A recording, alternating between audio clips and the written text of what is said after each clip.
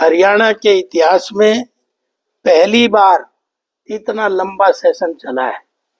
इसके लिए मैं प्रदेश के मुखिया आदरणीय मुख्यमंत्री नायब सैनी जी का धन्यवाद करूंगा और साथ में हमारे विधानसभा स्पीकर रविंद्र कल्याण जी का भी धन्यवाद करूंगा कि इतना लंबा सेशन पहली बार इतिहास में हरियाणा में चला है। इसमें सबको अपनी बात कहने के अवसर मिले हैं, वरना तो मैंने पहले भी सेशन बहुत सारे देखे हैं, 2-4 दिन में ही सब खत्म हो जाते हैं। लेकिन इतना लंबा चलाना सबके अपोजिशन की भी भड़ास निकालने का सुंदर अवसर था। लेकिन दुर्भाग्य इस बात का था कि अपोजिशन अपनी भड़ास काट के वॉकआउट करके चला जाता था, क्योंकि सुनने का मादा नहीं था, क्योंकि सुनेगा वही जिसने के अंदर कुछ हो। तो इसलिए सुनने से पहले ही अनेकों बार वॉकआउट हुआ और आज मुझे बताते हुए ये प्रसन्नता हो रही है कि रेवाड़ी को इस बार बजट जो सत्र में आदरणीय मुख्यमंत्री हमारे फाइनेंस मंत्री भी हैं, अनेकों बार उन्होंने रेवाड़ी की चर्चा इस बजट में की। जो वर्षों से लंबित पड़ी थी मांग नमो मेट्रो कॉरिडोर की, 32,327 करोड़ रुपए जो दिल्ली से चल के बावल तक बनेगा, उसका बजट का एलोकेशन भी उसमें बजट में किया है।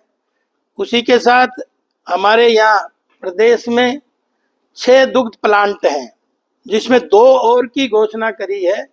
एक अंबाला में करी है और एक रेवाड़ी के लिए की है, जिसकी लागत 300 करोड़ रुपए है। और दूसरा आप देखेंगे कि हमारे यहाँ जो ये मिनी बाईपास है हुड्डा HSVP का, जो दिल्ली को जाती है रेल और उधर रोहतक को जाती है, तो इसका V शेप में फ्लाईओवर बनेगा। इसका भी 207 करोड़ रुपए का बजट में एलोकेशन करने का काम आदरणीय मुख्यमंत्री जी ने करा इस बजट सत्र में। और इसी के साथ साथ आप देखेंगे अब हमारा 200 बेड का हॉस्पिटल जिले का है, उसको 300 बेड का बनाने की भी घोषणा इसमें हुई है। उसी के साथ दारूहेड़ा में भी PHC को अपग्रेडेशन करने का भी इसी बजट में एलोकेशन किया है, बजट में उसको शामिल किया गया है।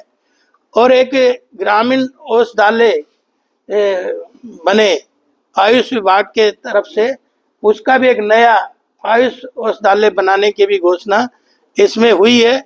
ठीक उसी तरह से एक फायर ब्रिगेड नया स्टेशन, जैसे पॉपुलेशन बढ़ रही है, शहर भी बढ़ रहा है, तो उसमें भी एक नया फायर स्टेशन खोलने की भी घोषणा इसमें हुई है।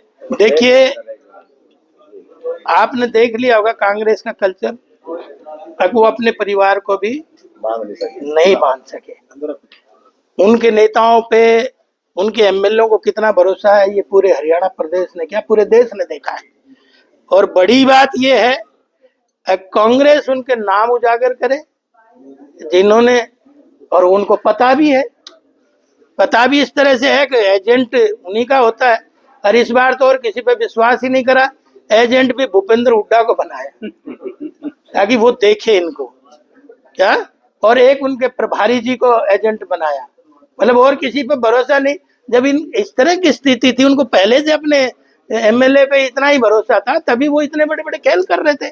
और उसका नतीजा भी 37 में से 28 वोट मिली। अब आप देख सकते हो कुंभ कैसे बना। वो आरोप लगा रही है कौन यार, एक बात बताओ, हारने वाला तो आरोप लगाएगा।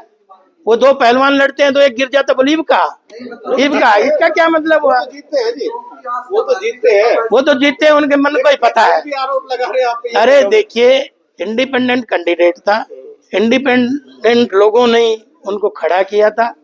हमारे पास भी वोट ज्यादा थी, हमने तो देनी थी, तो हम तो इंडिपेंडेंट को पसंद करेंगे, कांग्रेस वाले को देते हैं क्या? आप भी अच्छी बात कर रहे हो, और ये व्यवहारिक भी है, स्वाभाविक भी है। भाई जब वो, मैं तो उन पे कह रहा हूँ कि जो अपने खुद के MLA को नहीं संभाल पाया, वो क्या हरियाणा की राजनीति करेंगे, क्या हरियाणा को आगे बढ़ाएंगे? उनकी खुद की जूतियों में खीर बट रही।